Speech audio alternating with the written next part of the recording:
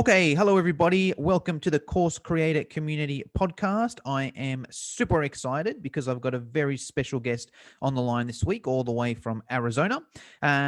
She's also a podcaster. She's the host of the very popular podcast, The Course Consultant Show. She's a course consultant herself. She's an expert when it comes to creating and launching your first course. She's got a background in everything you need. She's a former teacher. She's a instructional designer, and now she helps experts monetize their knowledge. So without further ado, let me introduce the one and only Ms. Melody Johnson. Melody, how are you?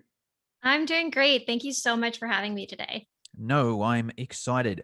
Melody, I like to start all my podcasts off with a quote or mantra that inspires you or fires you up. Have you got one for us? I absolutely do. So, one of my favorite quotes is actually by Marianne Williamson, but it's actually something that's mistakenly attributed to Nelson Mandela in one of his speeches. And it's basically the gist of it is our deepest fear is not that we are weak. Our deepest fear is that we are powerful beyond measure. It's our light, not our darkness, that most frightens us. We ask ourselves, who am I to be brilliant, gorgeous, talented, or fabulous? Actually, who are you not to be?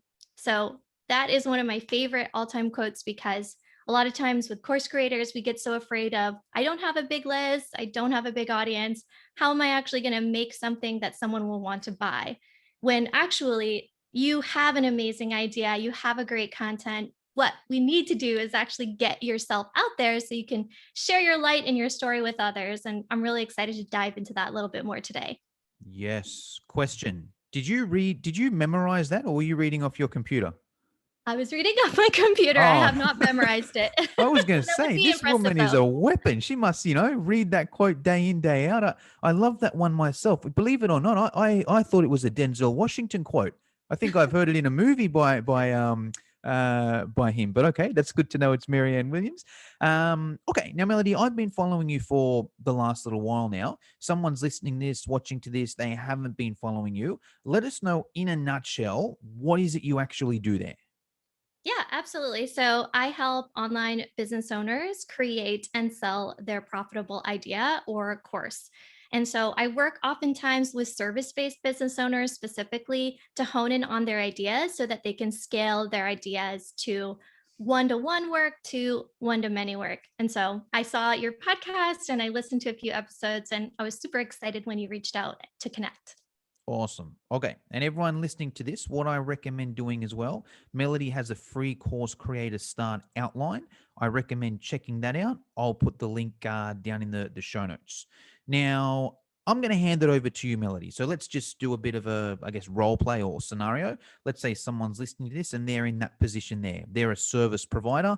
They're doing a lot of one-to-one stuff, whether it's weight loss coaching, video editing, marketing, whatever it may be. They're a very one life coaching. They're a, relationship, whatever it is. They do a lot of one-on-one sort of stuff.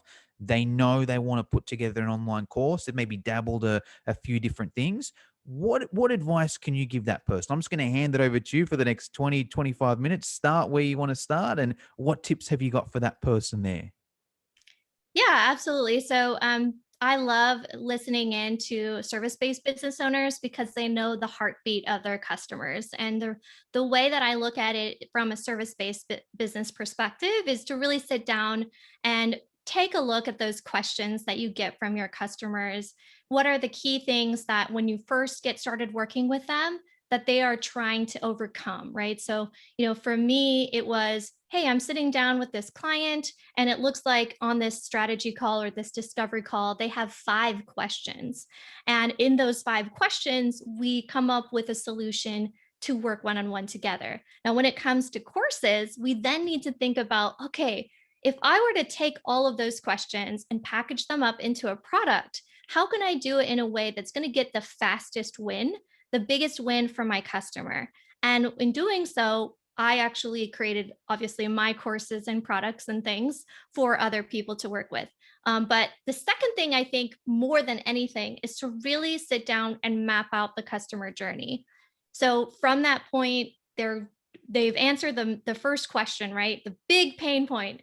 we create some ideas of, okay, what's that next step, right? So how can I get them from point A all the way to point B? Because I think sometimes new course creators, they feel like they need to give away everything. They need to give away this huge big course when sometimes people are just looking for that quick win.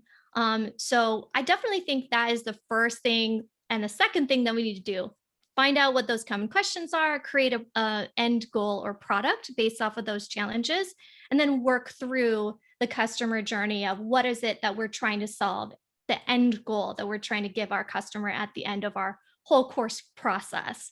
So that was really where I would start them with.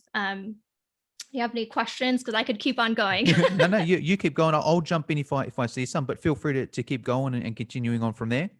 Yeah. So the next thing after that is really fine tuning your product. I actually come from an instructional design background, which is the whole idea of adult learning. And so, yes, while there's lots of awesome ideas out there, there is a lot of better ways to communicate your content. So one thing I like to consider is the ADDIE method, or in some cases, we call it like a SAM method. So essentially, what that process looks like is, do you create your product linear, meaning there's a definitive start date to completing to beginning the project to the end product?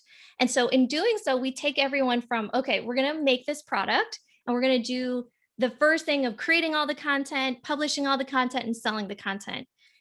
And what I actually found worked a lot better than that is something closer to the SAM method, which is basically like agile development. So we're creating the content based off of feedback.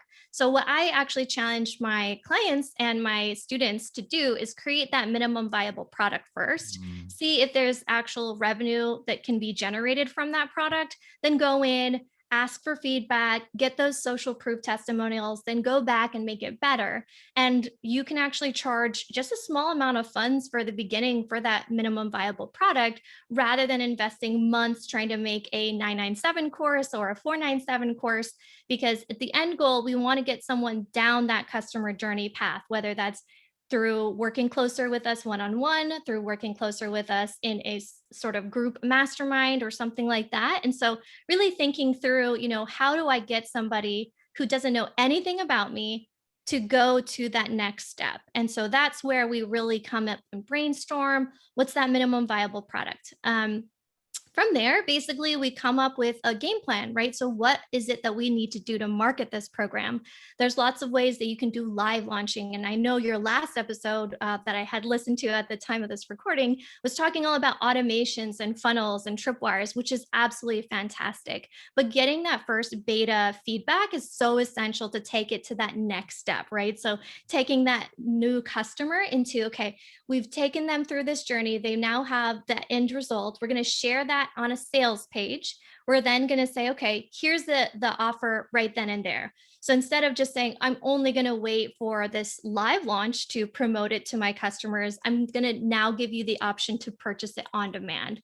So that's through email sequences. You can run Facebook or Google ads or doing any other kind of paid promotions, but always starting first with organic. And I say that only because sometimes people think that the end goal is to do Facebook ads, but sometimes we don't have enough social proof to actually generate revenue from that. So we want to get that feedback. It's so essential. Yeah, so that's what I would say is really get in tune with what the customer wants, get them through the main product, start automating your offers, and then start refining your overall content marketing plan and getting new people through your whole customer journey. Gotcha. Okay. Let me dive in a little bit here. So, all right, cool. So that all makes sense there. Maybe we talk a little bit about where do we, so let's say you're that service provider. Do we start with creating that minimal viable product first, or building the list first? Where do you recommend starting there?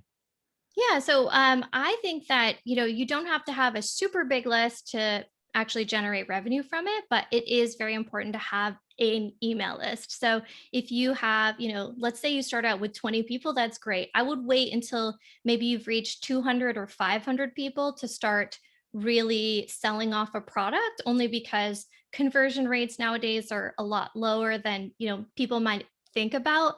And Mm. so you want to think about, okay, how can I really get those first few hundred people through my email sequences and ask people what they want. So, one thing that I recommend doing is getting a form, like a survey, and asking people, hey, Mm. who are you? What are you looking for? What kind of topics do you want me to cover? I know that a lot of times I create Facebook or Instagram polls, and I'll ask my audience, what are you interested in learning about? You can pop up question stickers. You can actually go and schedule a discovery call and don't pitch anything and ask people, hey, what is it that you're struggling with right now? Where are you at in your life and or business? And how can I really help you? Like, what has worked for you in the past in terms of courses? What's something that you really didn't like? And really just getting in line with what the customer is trying to uh, achieve, and then creating that content for them. Yes, love that. So, yeah, I'm a huge fan of that myself. A couple of my favorite quotes. One of them revolves around, I can't remember the exact wording, but one of them revolves around if you want to be successful as an online course creator, don't fall in love with your course, fall in love with your customers or your ideal customers and their problems. Because if you're just focusing on your course, it doesn't quite work. It's got to be the customers find out what they want there. And then the other one similar to that there, let me think. I don't want to stuff this one up either. So no, actually, no, I can't think of the exact wording for that one there. But either way, the way I sort of look at it is research in terms of the customer is never a waste of time. I remembered it. So it's like you should be able to know your ideal customers, describe your ideal customer's problem better than what they can. Then they're gonna assume that you know the solution. So if you can just get that ideal problem down packed, then it's so much easier to sell. If it's just all about your solution without doing that research there, it's just way harder to sell, right? So I love those things you've got there: Instagram polls, Facebook polls, survey, discovery calls. Like I think that's the most important part. I think you're better off just spending all your time doing that, doing as much research as possible, then creating the course and launching that. You're just setting yourself up success as trying to guess yourself. Any tips for building that audience, Melody? What if someone's listening to this and they're like, I don't have an audience, or I've got 10 clients that I'm currently working with, or 10 ex clients, I've just got my friends and family on Facebook. Any tips on how those people can get to that 200 to 200 email list, or how they can start having these conversations, or doing these polls?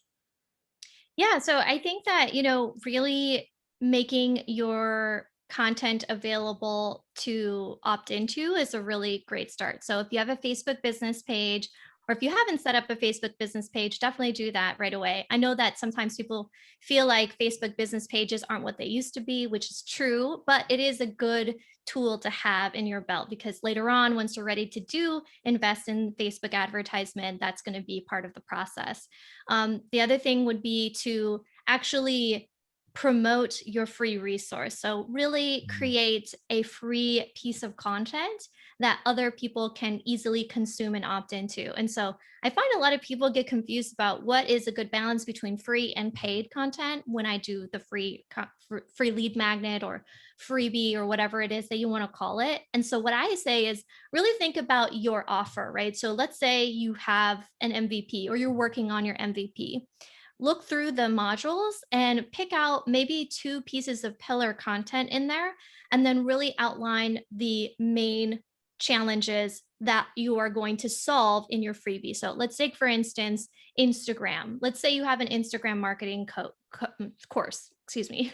You have an Instagram marketing course, and it's everything from A, setting up your profile, to Z, getting started and actually owning your Instagram reels, right? So maybe your first checklist is going to be an Instagram guide setup list, or maybe it could be something like the 5 things that you need to create jaw dropping, scroll stopping Instagram reel covers. And so it's just really, really specific, because later on, once they're really interested in your content that you're producing, they're going to be interested in learning about what it is that you have for money, right? So, like, to pay Mm. you for something.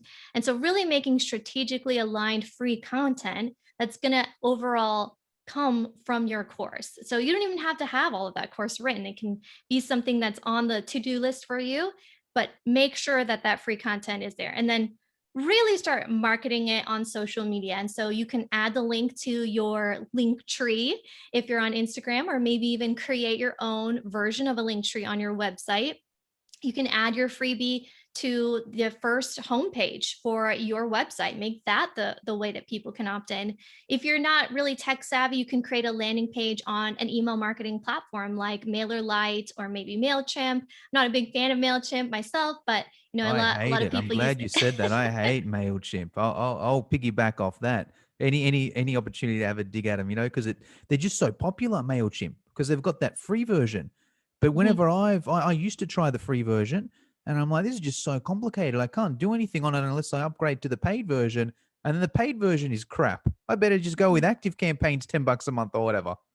Yeah, exactly. And what's really frustrating about it is you can't, even if you're on the paid version, there's some real limitations to the customizations and the workflows. So I just had a client, I was working with him through creating his email welcome sequence. And we were working through his current email marketing platform, and he was on MailChimp. And he said, I really don't think that this is what I need. Do you have any recommendations? And I said, yes, absolutely. So we worked through his email welcome sequence. We changed over his system, and now he has leads coming in through his pipeline so that he can actually start seeing some income from his current membership. So it's super exciting to see, what you can do nowadays to automate that sales process instead of Mm. trying to, constantly launch things live. And absolutely, I do agree that when you launch things live, you do get an influx of cash, but I do think it's great to have it automated as well. 100%. All right, cool. Well, let's spend a minute there, or let's actually spend a minute, somewhere around. So now let's say someone's listening to this. They're like, okay, great. I've got my lead magnet. I'm doing some posting on Instagram, maybe some Facebook groups as well, getting some people opt in. At what point do they make the minimal viable product?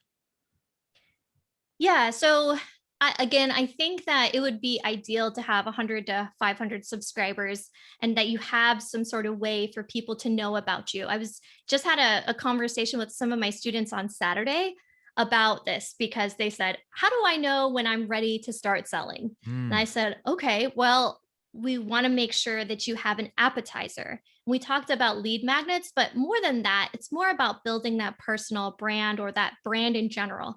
How can people taste your free stuff and then decide to purchase something from you later? If you don't have appetizers, if you're a restaurant, how will people know if your food's any good, especially if you're a solo based business owner, especially if you don't have the revenue yet to actually invest in paid advertisements, or even you're not sure how to get started with affiliate marketing.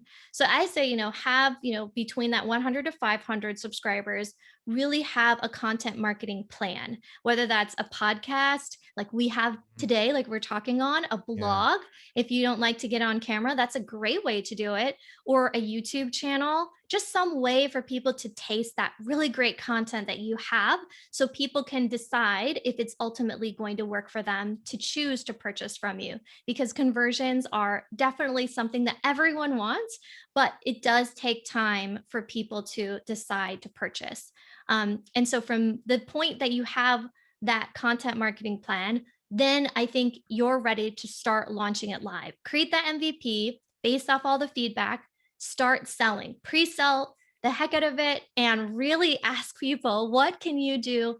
How can I make this a no brainer for you? And actually Mm, ask people, if I offered this at X amount of dollars, would that be something you would interested in purchasing?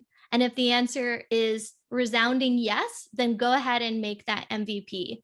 Get those people to purchase, reach out. And a lot of people think like, oh yeah, I'm just going to send 5 emails or 3 emails or one email to my list. And I say, okay, well, did is you that make a is that a day? They're saying you right? they'll think that it's just like someone's just going to automatically buy the first time around before I actually, make a sale. And so I'll say, okay, well, let's take a look at like the relationships that you're building, Mm, so, you maybe had a conversation with somebody on Instagram, right? Did you follow up with them about that sale? Maybe they got busy. Maybe they were really interested. They just were doing something else. And so some people get afraid of being that connected. And while I think it makes sense if you're a business and you're generating over $10,000 a month or something like that, you don't need to do that. You can Mm. outsource that. You can hire somebody to help with your marketing campaigns. But for those people under 1,000 subscribers, maybe even under 500, it doesn't hurt to really reach out on that personal level, communicate with the customer or potential customer and say, hey, I know you were interested in this because I got your message, or because I saw that you said you were interested when I sent out that survey. I just wanted to follow up with you and see if you had any questions. And there's nothing pushy about that. I think it's a organic way to say, hey, I made the thing. Do you want it? Yes, love it. Okay, so many good bits of info there. So, yeah, I think the content strategy is so important, right? It's not just a matter of, okay, opt in, hear nothing about me for 3 months, and then I'm going to launch. It doesn't work, you know. It's got to just nurturing, warm people up. And I'm not a writer, so that's why I like podcasts. And it's very easy then you can send out an email. Hey, here's the latest podcast I did. But if you are a blogger, hey, here's the latest blog I did. Maybe not even. Check out this Facebook post I did in my Facebook group. Check out this live video I did in my Facebook group. Whatever it is to warm people up, because there's a huge difference between someone that subscribed now and someone that subscribed last week and someone that subscribed 3 months ago, right? They're worlds apart. But there's also a completely difference between someone that subscribed 3 months ago and hasn't heard anything about you, or someone that subscribed 3 months ago and have heard about you regularly every week for 3 months there. So I think that's important. I love the no-brainer, because I think a lot of course creators will be like, yeah, I'm going to put together this awesome course and it's not going to be cheap. It's going to be $2,000 because I'm good at what I do, and people need to pay for my time or whatever it may be. When you try and sell it, people are like, nah, I'm not interested. Too expensive. I'll get this on YouTube. So I think it's important that we're going customer centric again. What can make it a no brainer for the customer? And I've even it's interesting, right? Because I love having that conversation with customers, especially around price, because a lot of the time it'll look something like this. I'll be like, all right, so look, I'm thinking of putting together this course on this topic here. Is this something you'd be interested in? Yeah. What would you want to see covered? This. Awesome. All right, cool. What sort of price point would you pay for that? Like no brainer price point, what would it be? That person might say, look, I would do it no brainer, $500 easy.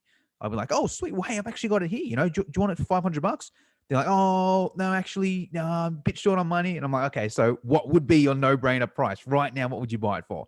Oh, look, $100. Okay, cool. If I sell it to you now for $100, will you buy it? Yes, I will. That's the difference between no-brainer price and someone just telling you what they think you want to hear. So I think that part's important there.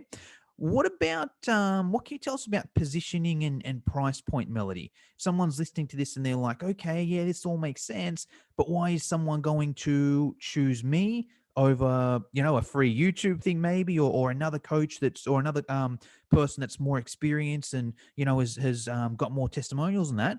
What can we do to position ourselves, or why would someone pick us? Yeah. So, everyone comes into your world at a different place, right? So sometimes people are ready to buy, they're just ready to hit that buy button because they are problem aware. Other people take a little bit of time to actually warm up to you, like you said. And so I think how that conveys into our pricing and positioning is understanding that we need to, one, market the solution and exactly outline why someone would want to purchase our products by sharing our unique framework. And I Mm, talk a lot about that in some of my programs, but basically the solution you have that is unique to you might help someone more than someone who's in the same field who has the same level of experience, or maybe even just a different level of experience, because of you. So you are the unique selling proposition, you are the unique solution. Your experience, your skill set, your story is really going to help to provide someone with the opportunity to work with you. And ultimately, at the end of the day, it's the customer's choice to purchase from you or not. And there are many people in the course creation fields that are out there, and I myself had to ask myself, hey, why do I want to make this? Why am I creating this community? And at the end of the day, I really had to sit down and look at what are the things that I do really well. And then mm, secondly, what are the things that is missing from the marketplace? And I know that based off of questions I received. I know that based off of conversations that I've had with customers or potential customers, friends, and other colleagues. And so after really working on that positioning, I was able to say, okay, even though there's a million other resources for free outline, no one has access unless you want to work with me more closely through my unique system, through my unique process. And by working with me with my brain, my knowledge, and having a conversation, and now when you have these big programs, I think it's great that, you have people making millions of dollars in course income. But sometimes if you're a new course creator, it's almost a selling proposition in itself because now somebody's going to have a higher level of access to you. And as far as price goes, I think it's great if you want to start selling at anything, right? So, like, let's say if you want to start selling a $19 product, do that. If you feel like $19 is way too cheap, charge higher, maybe something under $50. If you are absolutely petrified and you have less than 100 subscribers on your email list, try something for $5 or a trial for $1. I mean, there's really nothing that says you can't start at a low price point and increase that price point as you kind of get more testimonials. And so I think that ultimately choosing the price point was something that you have to factor in based off of what you feel comfortable with and then also what people are willing to pay for. Yes, I love it. I love the unique framework. I think that's so important because it's easy just to fall into just the normal, I guess. And if you're just in the normal and you don't have the unique framework, there's not really any reason for someone to choose you except maybe price, you being the cheapest. But do you really want to be the cheapest? Because then it's going to be, a hard way to work yourself up. And this one, the reason why I like that so much, coming from a fitness background myself, you need to have that in the fitness background. You can't just sell fitness. Like, it's impossible. There's just too many people doing it, right? But you can always sell a stream. Hey, I help women lose weight by the ketogenic diet. Hey, I help women lose weight by the paleo diet. Hey, I help women lose weight by the Tabata training method.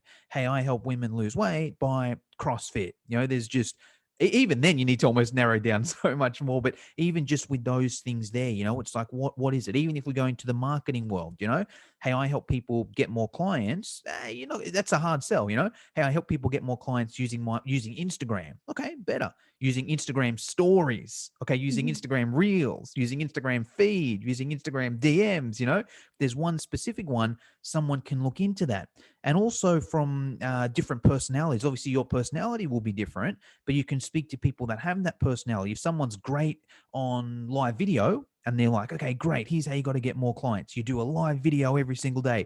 Someone sucks on live video, they're probably not going to relate to that person. But if there could be another coach who's like, hey, here's how you do it. You just do blogs. You write one blog and you put it on Pinterest and whatever it may be. That may speak better to that person there. Not saying one system is better, or even if one system is better in all around than the other, one may speak to the other person more. So I think that's a very, very good point there. All right. I want to move on and talk about course platforms, Melody. Now, I know your favorite because I follow you on Instagram, but let's spend a few minutes there. Let us know what's your favorite platform and why. Yeah. So I know your favorite course platform as well. Course platforms are a huge, big question in the online e learning space. And from my corporate training experience, when I was actually helping people create virtual training programs for employees, I worked with big companies with big budgets to come up with these super complex e learning solutions. And while that makes sense for large corporations to have systems that do fancy things, we don't really need that sort of solution in a very small online business world context. And I'll tell you why I think that, and I'll explain some reasonings behind Thinkific. So, my favorite course platform at the present time is Thinkific for a number of reasons. One, I like that there's a free plan. I Mm, think that so often people buy into a course platform that they really don't know what they want. And then they decide later on, oh, I need this feature, I need that feature. And now all of a sudden they have this platform and it doesn't do that. Then they need to migrate their content. And then all of a sudden there's a lot of frustration with migration. You have a lot of systems that are integrated into it day to day. It becomes a chore to kind of migrate. Two, I think it's great if you want to have an online school. So Mm. sometimes people have one-off courses, which is fine. But if you want to have an online school of different courses available, I think Thinkific is great. The third reason I like Thinkific is because I really like that it allows you to do advanced HTML customization. So this is more of a designer type thing. Can you say Um, that slowly again? Sorry. yeah, it allows you to do HTML customization. So for instance, I use a lot of HTML tools. For instance, I use a tool called Video Ask. Video Ask is a tool that allows you to embed interactive videos into another platform like Thinkific. So, for instance, if I wanted to create a video of myself asking who you were, I can embed that video into Thinkific. And then someone who goes through my course can actually respond with another video or an audio or text. Gotcha. Yeah, and so that is one thing that I like. There's also some other advanced things that I can do with it, like I have something that allows you to create full interactive video lessons. That's a tool I use called H5P. And then another tool I like using is ThingLink, ThingLink. So those are more kind of advanced things that I like about it. Obviously, not every course creator is going to need those type of things. But I find that the kind of customization that I like doing is just a matter of preference. I will say, if you're just on the fence for trying to find the perfect course platform out there and you spend a few months trying to figure it out, I think there's a little bit of hesitancy, possibly because you're a perfectionist. I know I Mm. work with lots of perfectionists. Myself, I am a recovering perfectionist. So just find one that works for you and just work with it. And if you find that it's too hard to use, go look for another platform and find something in your budget.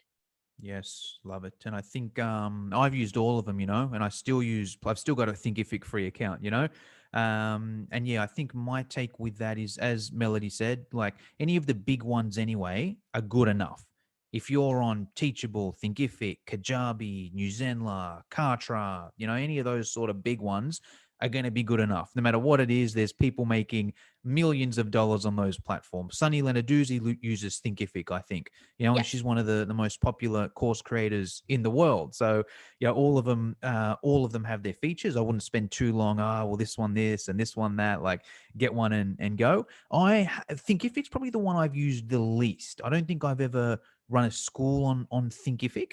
But what I've heard is people like yourself who like those advanced features use Thinkific. I had another fellow who does, he makes it more, he gamifies it and whatever. And he's like, I can only do it with Thinkific because of this thing here. So I think Mhm. that's a good point there. Melody, my final question is around mentors. So you're obviously a mentor for plenty of people out there that want to launch their courses. I'm curious to hear who your mentors have been.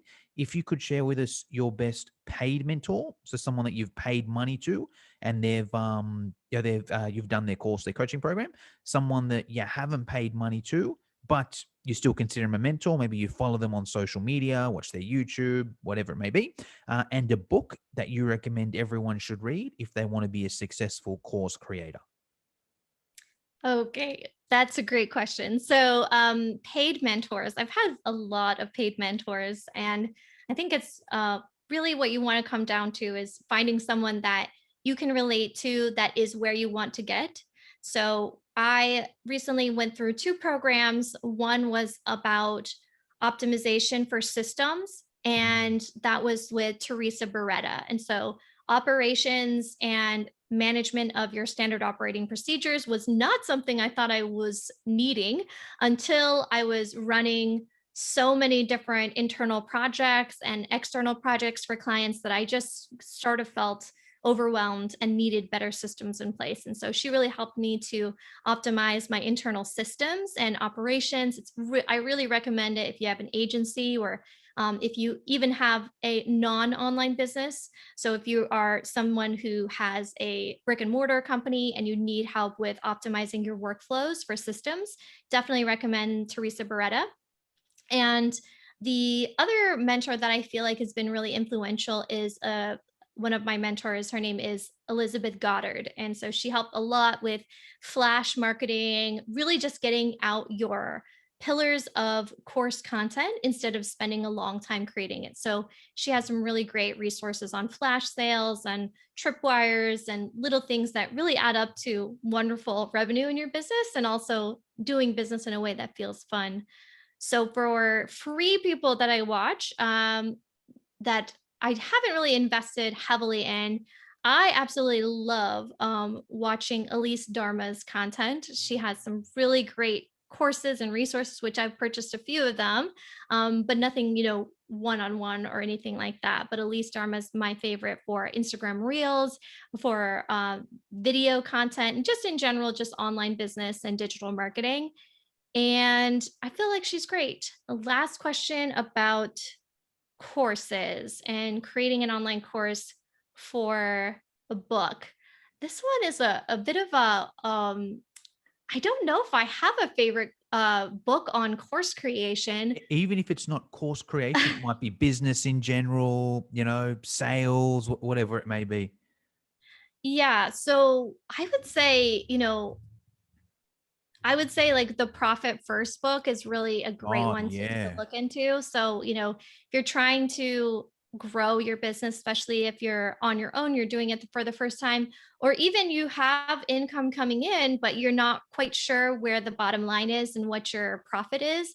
I know taxes and money can be really overwhelming, especially if you're in the investment stage and you haven't quite generated enough cash to really start making this full time. I do think that is a really great book. I really recommend checking it out. And Story Brand, another Mm. great book. Storytelling is such an important element in creating a brand for your business as a course creator. And so those books are really, really impactful to me. And I'm sure that there's so many other books I'm not thinking of right now, but definitely I would start with those. I love that you've mentioned those. I basically run my whole business on the profit first system, because I had no idea what I was doing, accounting wise, financially wise. How much money do I pay myself? How much money should I put back into the business? How do I know if I'm doing well? How much money do I spend on marketing? How much should I invest in staff? I had no idea. I read that book, and still to today, I run my whole business based on that system there, and it makes it so much easier. I recommend everyone listening to this read that book and just follow it to a T. Your life will be so much less stressful, your business will be so much less stressful, and even if you don't make more money, it clears everything up, so at least you know exactly what you're making, and you'll never come to tax time and be like, oh damn, I should have done that. So I love that. And Story Brand, yeah, that's probably the most, because I ask this question to everyone, right? And that's that, and Russell Brunson's books are the two ones that come up. So look, Melody, that's pretty much all I wanted to get through today. Is there anything I should have asked you but forgot to, or is there anything you want to finish us off with? No, I think you covered all the basics and it was a pleasure chatting with you. I think for anyone who's listening who really wants to create an online course or wants to scale their online courses to the next level, I think that you have an amazing idea. It's just about finding someone who you can work with to really grow it into the kind of business that you want. And also, I would say, really, there are customers waiting for you to create Mhm. it. So go out there, make your content, and I have lots of free ways to connect up with me. As you said earlier, I have a free course creator starter outline, which I'll send over the link to you for that. And lots of free content on my YouTube channel and podcast as well. Awesome. All right. Thank you very much for your time, Melody. Thank you. It was a pleasure chatting with you.